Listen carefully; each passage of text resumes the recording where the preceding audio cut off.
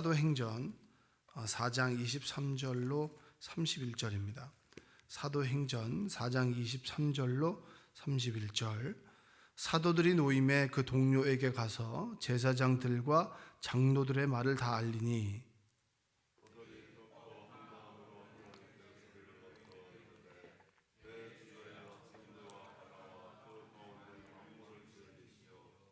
또 주의 종 우리 조상 다윗의 입을 통하여 성령으로 말씀하시기를 어찌하여 열방이 분노하며 족속들이 허사를 경영하였는고.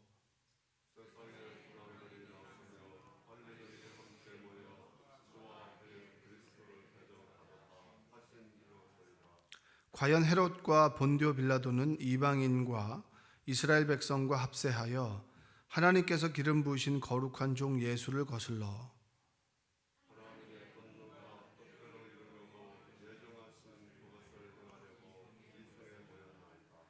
주여 이제도 그들의 위협함을 굽어보시옵고 또 종들로 하여금 담대히 하나님의 말씀을 전하게 하여 주시오며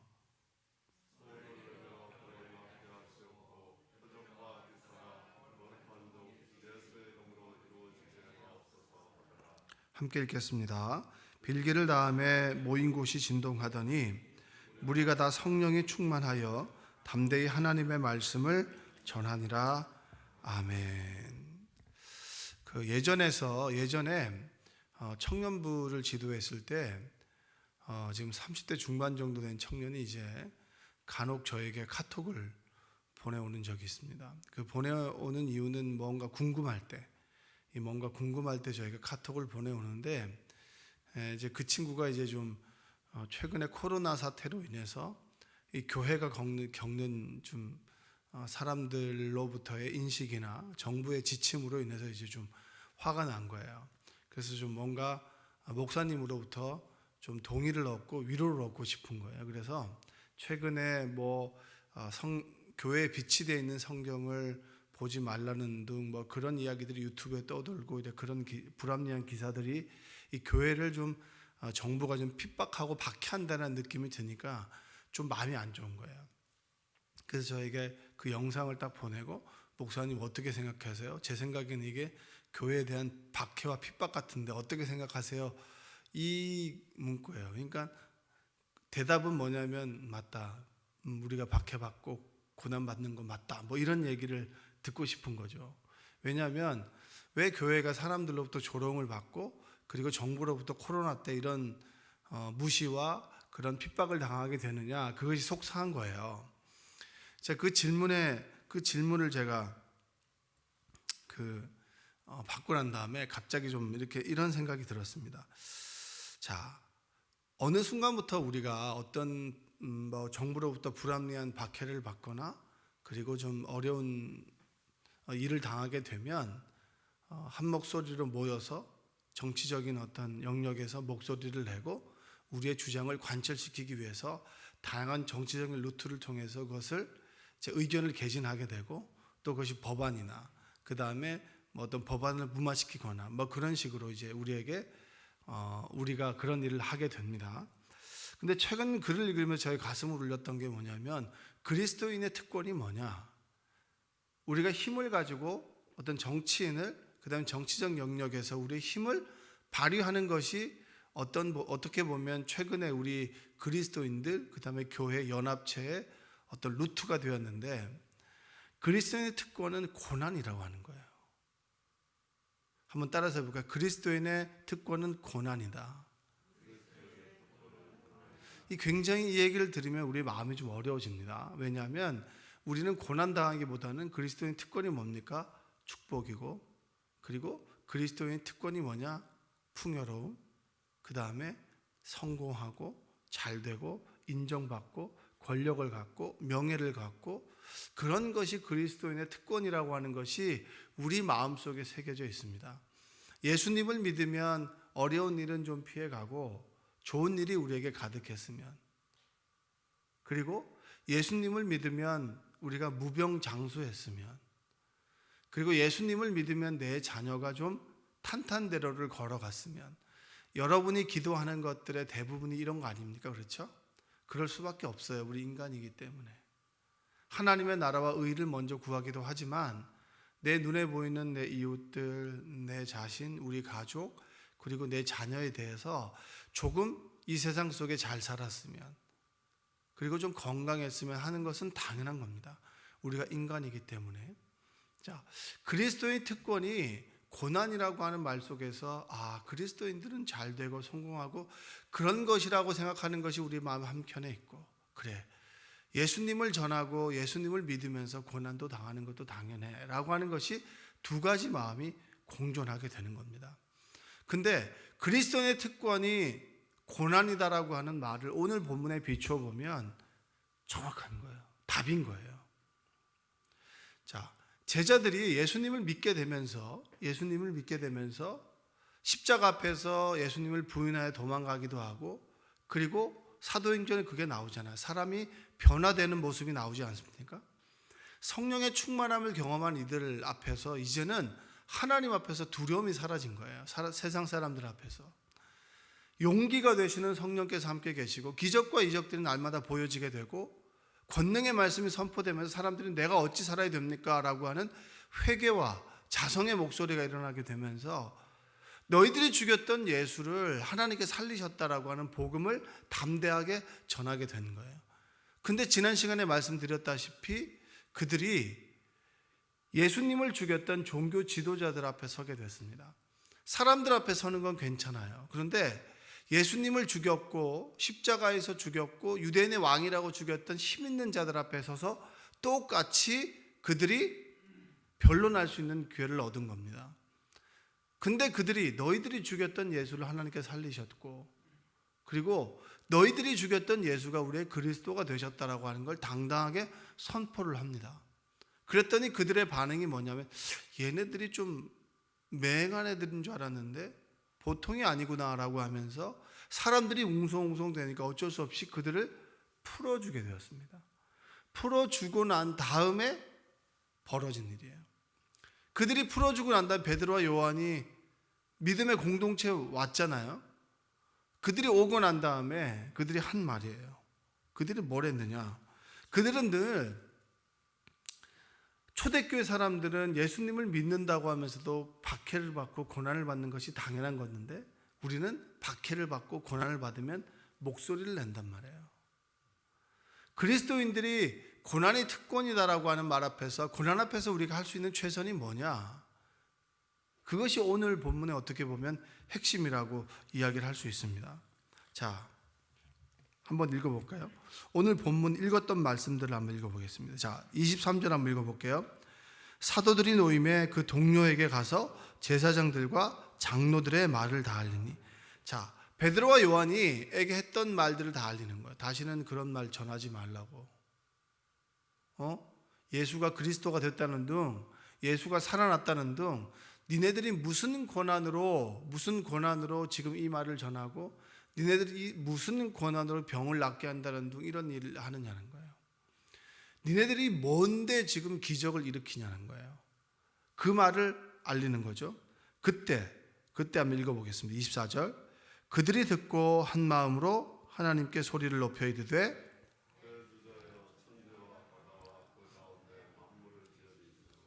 자, 만물을 지으신 하나님을 그들이 전했다는 겁니다. 자, 그리고 난 다음에 27절과 28절은 뭐냐면 헤롯과 본디오 빌라도는 이방인과 이스라엘 백성과 합세하여 하나님께서 기름 부으신 거룩한 종 예수를 거슬렀다. 너희들이 기름 부으신 예수를 죽였고 그리고 하나님께 살리셨다. 이 얘기를 하고 있는 거예요. 근데 이들이 위협을 느꼈던 건 뭐냐? 예수님도 똑같아요. 죄를 사해주고 병에 걸린 친구를 이 4명이 이제 들것에 메어와서 주님 앞에 나왔죠. 죄 사함을 받으라. 그리고 일어나 걸어라. 그리고 말했을 때 그 주변에 있는 종교 지도자들은 네가 무슨 권한으로 죄를 사해주냐? 네가 뭐 하나님이냐? 그것이 어떻게 보면 예수님에게 있어서 죽음의 빌미가 됐던 거예요. 네가 뭔데 자꾸 죄를 사해주느냐? 네가 뭐 하나님이냐? 당연히 하나님이라고 믿고 싶지 않은 나사렛 촌동네에서 왔던 사람인데 그 사람은 하나님이라고 믿을 리가 없잖아요. 그러니까 당연히 그게 십자가에 어떻게 보면 죽음의 빌미가 되었는데, 이 제자들이 그런 질문을 똑같이 받았을 때 그들이 이런 말을 하는 거예요. 무슨 말을 하냐면, 자, 너희들이 하는 것이 옳으냐, 하나님께서 하는 것이 옳으냐, 말씀대로 어떤 것이 더 옳으냐는 거예요. 병을 고쳐주는 것이 옳으냐, 아니면 너희들처럼 고난으로 하지 않는 것이 옳으냐, 병에 걸린 사람 앞에서 그냥 무기력하게 있는 것이 옳은 것이냐, 내가 믿는 예수님의 이름으로 선포해서 그들의 병을 낫는 것이 옳은 것이냐, 말씀에 근거하면 뭐가 옳은 것이냐. 그러니까 그런 말을 따박따박 하게 되니까 종교 지도자들은 베드로와 요한이 되게, 이게 뭔가? 이게 원래 예수님을 죽이면 모든 것이 끝날 줄 알았는데, 이 얘네들이 별로 대수롭지도 않은 애들이 굉장히 굉장한 것처럼 말을 하고 다니고 기적을 일으키고 사람들을 웅성웅성하게 만드네. 그게 위협이 됐던 겁니다. 그것 앞에서 베드로와 요한이 그 담대한 말을 하고 난 다음에 공동체에 와서 그 얘기를 미주알 고주알 다 하게 되는 거예요. 그러면서 초대교회 공동체가 그 고난과 핍박과 박해 앞에서 했던 행동이 있어요. 법을 만들고 정치인을 쫓아가고 뇌물을 주는 게 아니었습니다. 뭐냐면 그들은 기도했어요. 우리가 정말 잊지 말아야 될 거예요. 제가 그 청년에게 이런 대답을 남겼죠. 목사님, 이거 핍박 아닙니까? 지금은 입 닫고 기도할 때. 지금 아무리 말해도 소용없어요. 우리가 지금 정치적인 것을 만들고 힘을 갖는 거 중요하지 않아요. 지금 우리가 해야 되는 것은 뭐냐면 코로나가 빨리 종식되도록 기도하고, 그리고 우리가 좀 더 언행심사를 조심하고, 그리고 우리가 믿는 하나님께 우리의 믿음을 잃어버리지 않도록 기도하는 겁니다. 초대교회가 고난이라고 하는 특권 앞에서 그들이 했던 행동은 정치적 서클을 만드는 것이 아니었어요. 합심해서 기도하는 거였어요. 자, 오늘 본문 한번 읽어보겠습니다. 자, 29절. 자, 어떻게 보면 27절부터 보면 그들의 기도 내용이 나오는데 29절을 한번 읽어보겠습니다. 주여, 이제도 그들의 위협함을 굽어보시옵고 또 종들로 하여금 담대히 하나님의 말씀을 전하게 하여 주시오며, 30절, 손을 내밀어 병을 낫게 하시옵고 표적과 기사가 거룩한 종 예수의 이름으로. 이들이 어떻게 보면 이 마음을 담아서, 하나님, 지금 더욱더 그들이 우리를 핍박하지만 주님께서 더욱더 표적과 기사를 보여주십시오. 그 기적 앞에서 사람들이 꼼짝 못하도록 하나님의 살아계심을 우리를 통하여 보여주시옵소서라고 기도를 합니다. 그리고 난 다음에 그들이 핍박 앞에서 했던 행동들이 뭐냐면 두 마음을 품지 않은 거예요. 그래, 우리 이렇게 합시다라고 하지 않았어요. 한 마음으로 그들이 기도를 했습니다. 그들의 기도를 하고 난 다음에 여러분, 마가의 다락방에 임했던 성령의 역사가 또 일어나는 거예요. 우리는 사도행전 초반에 나오는 마가의 다락방에 임했던 불과 같은 그 불의 혀같이 한 사람 한 사람에 임했던 그 성령의 역사를 기억하죠. 오늘 4장에도 똑같은 성령의 역사가 한 구절밖에 안 나오는 거예요. 그래서 우리가 주목하지 않지만 초대교회는 성령의 역사가 그때 한번 딱 일어나고 끝난 게 아니라 끊임없이 그들이 한 마음으로 기도하는 가운데 성령의 역사가 임했던 거예요. 할렐루야. 여러분, 우리는 이렇게 질문할 수 있어야 됩니다. 왜 마가의 다락방에 임했던 성령의 역사가 지금 이곳에 일어나지 않는 것인가? 그때 120명이 받았던 불의 혀같이 갈라지는 방언의 역사가 또 다르게 하나님의 임재, 그것을 왜 우리는 지금 경험하지 못하는 것인가? 이 질문을 우리가 심각하게 해야 되는 것입니다. 그들이 한 마음으로 핍박과 박해 앞에서 한 마음을 모아서 그들이 기도하게 될 때 성령의 역사가 나타났어요. 그게 바로 31절이에요. 한번 읽어보겠습니다. 빌기를 다음에 모인 곳이 진동하더니 무리가 다 성령이 충만하여 담대히 하나님의 말씀을 전하느라. 핍박 앞에 서 있을 때 인간적인 힘을 동원하지 않고 하나님께서 일하시도록 우리가 한 마음으로 기도하게 될 때 하나님께서는 우리 안에 역사하십니다. 할렐루야. 막 뜨거운 역사를 받고 막 입신을 하고 그런 이야기를 여러분 드리고 싶은 게 아니에요. 이 새벽에 삶의 문제를 가지고 우리 공동체를 위해서 기도하고, 그리고 예수를 믿어야 되는 사람, 그 영혼을 놓고 기도하게 될 때 하나님께서 우리 안에 성령의 충만함을 주셔서 그 충만함을 통하여 우리가 담대히 하나님의 말씀을 전하도록 우리에게 마음을 주신다는 거예요. 제가 이제 위례를 늘 다니면서 계속 마음에 이제 저에게 주셨던 무거운 책임감 중에 하나가 뭐냐면, 그 장지 공영 차고지 우측에 보면 8동이 있습니다. 8동에 그 위례 3블럭에 있는 포레샤인 아파트가 있어요. 그게 이제 총 8동인데 560세대예요.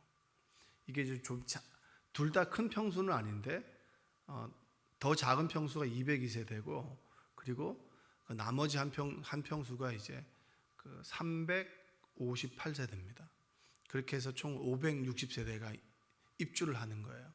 근데 그 지나갈 때마다 늘 저의 마음속에 뭐냐면, 저기 입주할 때 전도해야 되는데 그런 마음이 계속 들었어요.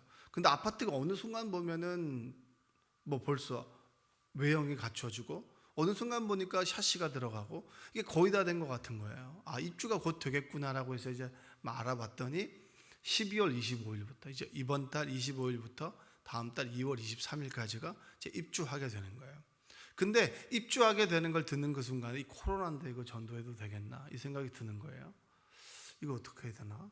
사람들이 더 교인들을 더 뭐라고 하진 않을까? 여러 가지 생각이 들면서 내 마음속에 추운데 이제 모른 척 할까? 이 얼마나 많은 마음이 들겠어요. 여러분들은 안 그렇겠어요? 그냥 모른 척하고 쑥 지나가면 그냥 편하게 갈 수 있겠는데, 근데 그 전부터 계속 마음을 주시니까 그래서 제가 알아봤더니 이제 입주 날짜를 알게 된 거죠. 전도해야겠다.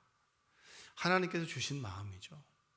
세상이 지금 코로나 때문에 교회에 모이는 것들을 좀 부정하게 보고, 그리고 좀 믿는 사람들에 대해서 좀 부정적인 마음을 갖고 있는 것이 사실입니다. 여러 가지 요인들이 있죠. 내가 잘못하지 않았지만 같이 믿는 사람들이 또한 믿는 사람들의 행동을 A로 보지 않고 삐딱하게 B로 보게 되면 다 나쁜 사람이 되는 게 아니겠습니까? 언론에 보도가 되는 부분들이 일정 부분 우리의 책임도 있지만, 일정 부분 또 세상에서 교회를 좀 삐딱하게 보는 시선도 있는 거예요. 자, 그랬을 때 이 위협 앞에서 우리가 정말 중요한 하나님의 사명을 포기할 것인가? 여러분, 성령에 충만하다라고 하는 것은 뭐냐면 복음을 전할 수 있는 기회 때 포기하지 않는 게 성령의 충만함입니다. 할렐루야. 여러분의 마음 가운데 예수를 믿는 믿음이 식어지는 것뿐만 아니라 복음을 전해야 될 때 여러 가지 이유를 대고 장애를 갖고, 그리고 여러 가지 장애물이 있다고 해서 그것에 대해 주저앉지 않는 것이 성령의 충만함이에요. 그래서 기도해야겠다. 그래, 교인들에게 광고하게 되면 분명하게 이거에 대해서 좀 꺼려하는 사람들도 있을 것이고 안 하고 싶어하는 사람들도 있을 거다. 그러나 분명히 하나님께서 하나님의 사람들을 준비해 놓으실 거다. 할렐루야. 그래서 이제 혹시나 몰라서 이 종이를 갖다가 해서 요일별로 적으시라 그랬더니 2분이 적으셨다가, 얼마나 제 마음속에 힘과 용기가 되는지 몰라요. 여러분, 우리가 토스트하는 전도도 안 하죠. 그 다음에 샌드위치 전도도 안 합니다. 차 전도도 안 하고요. 물티슈 전도도 안 해요. 그 우물과 두레박도 나눠주지 않아요. 근데 최근에 보면 관계 전도로 인해서 최근에 계속 주별로 새롭게 교인들이 등록하지 않습니까? 얼마나 감사한지 몰라요. 그 감사는 여러분, 진짜 기도하고 기다렸던 사람들은 감사를 알지만 그냥 그것에 관심 없는 사람들은 그 기쁨과 그 기적을 잘 몰라요. 지금 이 시대에 새 가족이 있다? 그 정말 기적이에요. 더군다나 지난주는 여러분 아시다시피 코로나가 500명을 넘어간다라고 해서 거의 사람들이 많이 오지 않은 그때 등록을 하겠습니다. 내가 이제 이 교회를 가족으로 다니겠습니다라고 하는 건 대단한 거예요. 우리가 이 시기에 코로나라고 핑계 대지 말고 정말 해야 되는 것이 뭐냐? 하나님께 주신 마음을 가지고 전도하는 거예요. 위례 산불록을 품고 기도해야겠구나. 여러분, 기도를 부탁을 드리겠습니다. 우리가 정말 함께 신앙생활하고 천국 갈 사람들을 맞이할 준비를 하고 기도를 하고 그들에게 교회를 소개하고, 어떻게 보면 가장 가까워요. 걸어서 한 10분 정도면 올 수 있는 거리입니다. 그러면 그들을 맞이할 수 있는 준비를 하고 그들에게 복음을 전하는 것, 그것이 어떻게 보면 우리가 해야 될 가장 큰 사명 중에 사명입니다. 여기 계신 여러분들이 결단하시고 이름을 좀 적으세요.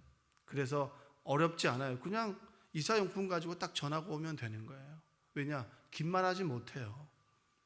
그 안에다가 각티슈도 넣고, 그 다음에 물도 좀 넣고, 그 다음에 쓰레기 봉투도 좀 넣고, 그리고 거기에다가 마스크도 좀 넣고, 우리 교회 주보도 좀 넣고 해서 우리 교회가 이런 곳인데 가까운 곳에 있다고, 참 좋은 교회라고, 그러면 하나님께서 하나님의 사람들을 보내주시겠죠.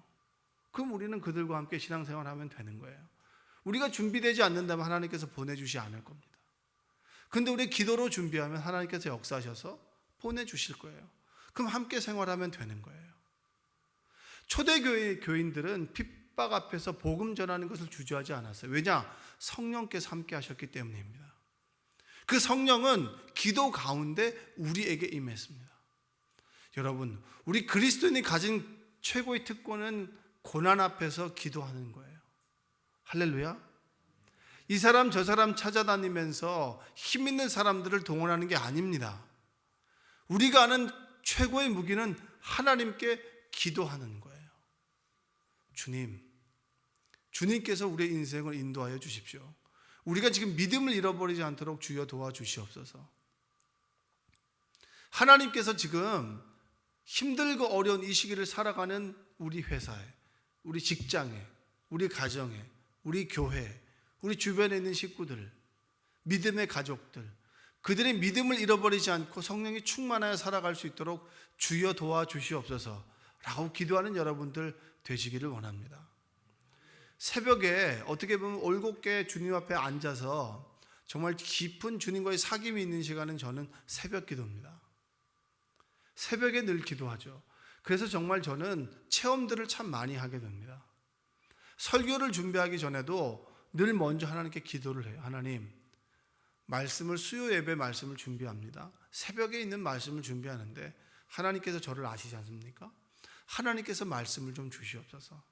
하나님께서 저에게 지혜를 주시고 말씀을 볼 수 있는 눈을 주시고 말씀을 읽을 때 그 말씀이 저에게 새겨지게 하여 주시고, 그리고 그 말씀을 준비하는 가운데 하나님의 말씀 대언할 수 있도록 저에게 모든 상황과 여건을 허락하여 주옵소서 라고 기도하면 정말 하나님께 지혜를 주셔요. 전하는 말씀을 주셔요. 여러분, 저는 설교자이기 이전에 전 예배자입니다. 설교하는 그 시간에도 그 설교를 통해서 저도 은혜 받기를 원합니다. 왜냐? 저는 하나님의 말씀을 대언하는 사람이기 때문입니다. 여러분이나 저나 이 새벽에 은혜 받는 건 똑같은 거예요. 저도 이 단에 서서 예배자로서 또한 설교자로서 하나님의 말씀을 전하는 동시에 그 하나님의 말씀을 저는 또한 듣는 사람이에요. 하나님께서 지금 우리에게 요구하는 것이 뭔지 아십니까? 여러 가지 어려운 상황과 그리고 고난과 핍박 앞에서 말하지 말고 기도하라는 거예요. 하나님께 기도하라는 거예요. 전능하신 하나님께서 우리에게 이 고난과 핍박을 주신 이유와 목적이 있지 않겠습니까? 우연은 없습니다. 그렇다면 우리가 그 고난 앞에서, 핍박 앞에서, 조롱 앞에서 우리가 해야 될 것은 말로서 그들과 싸우는 것이 아니라 하나님께 기도함으로 하나님의 선하신 뜻과 계획이 무엇인지를 깨닫는 거예요. 할렐루야. 하나님께서 이 상황을 어떻게 풀어가시는지, 나를 통해서 어떻게 상황을 변하게 하실지를 기대하고 소망하면서 기도하는 겁니다. 그것이 초대교인들이 가지고 있던 가장 큰 무기였고, 그들이 기도할 때 성령께서 어김없이 임했어요. 그 성령이 임하지 못하게 하는 그 역사가 내일 본문에 나오는 이야기 중에 있는데요. 여러분, 우리가 지금은 기도해야 됩니다. 기도를 왜 하느냐? 내 욕망을 충족시키기 위해서 하느냐? 그것이 아니라 하나님의 선하신 뜻과 성령의 충만함을 잊기 위해서 우리가 기도해야 됩니다. 뭔가 풀어지지 않으세요? 여러분, 내 마음과 내 뜻대로 세상이 이루어집니까? 절대 되지 않아요. 저도 날마다 내 뜻과 내 계획대로 이루어지지 않음을 날마다 고백합니다.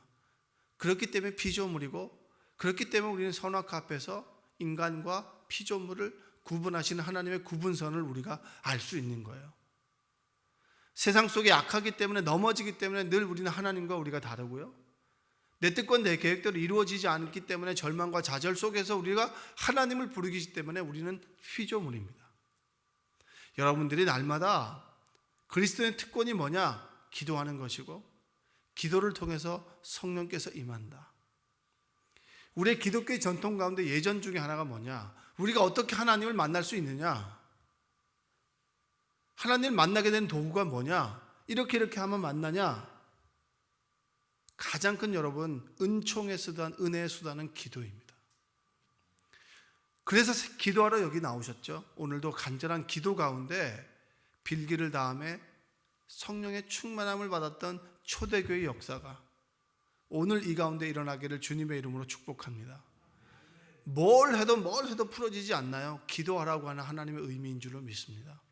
주님만 의지하라고 하는 하나님의 사인인 줄로 믿고, 오늘도 여러분 새벽에 이 자리에서 성령께서 여러분 가운데 임하시고, 그 임하신 가운데 위로와 힘을 얻고 소망을 얻고, 오늘 하루를 은혜롭게 성령의 충만함을 입어 살아가시기를 주님의 이름으로 축원드립니다. 기도하겠습니다. 사랑의 주님, 초대교회의 특권은 고난이었습니다. 핍박이었습니다. 그런데 어느 순간인가 고난과 핍박은 사라지고 우리는 고난과 핍박 앞에서 힘을 가지고 내 힘으로 내가 믿는 하나님을 증명해내려고 하고 있습니다. 고난과 핍박 앞에서 겸손하게 받아들이고 하나님께 구하고 기도하며 성령께서 함께 하심으로, 성령과 동행함으로 고난과 핍박을 이겨내도록 주여 도와 주시옵소서. 코로나로 인해서 힘들고 어려운 삶을 살아갑니다. 자영업하는 분들 너무너무 어렵습니다. 생명나무 교회, 직장인들, 그리고 가장들, 사업체를 운영하시는 분들 모두 너무 어렵습니다. 어려울 때 우리가 불평과 불만하기보다 그 상황을 겸손하게 받아들이고 하나님 앞에 기도함으로 살 길을 열어달라고 간구하는 우리 성도들이 되게 하여 주시옵소서. 고난과 핍박 앞에서 복음 전하기를 주저하지 않도록 주님 도와주시고, 고난과 핍박을 넘어 성령께서 주시는 힘으로 복음 전할 때 기적과 이적의 역사가 나타나도록 우리를 인도하여 주옵소서. 위례 3블럭 우리 주변의 분들을 위해서 기도합니다. 이사 오시는 분들, 그리고 위례 3블럭을 놓고 기도하고 전도하게 될 때 예비된 영혼들을 보내주시고 기도로 그들을 맞이할 준비를 하게 하여 주시고, 함께 천국을 살아가고 천국을 향하여 달려가는 믿음의 성도들이 되도록 주님 도와 주시옵소서. 몸이 아픈 분들 치유와 회복의 은혜를 주시고, 간절한 기도 제목을 가지고 이 새벽에 나와 기도하는 성도들의 삶 속에 하나님의 살아 계심을 경험토록 주여 이 시간 함께하여 주옵소서. 예수님의 이름으로 기도합니다. 아멘.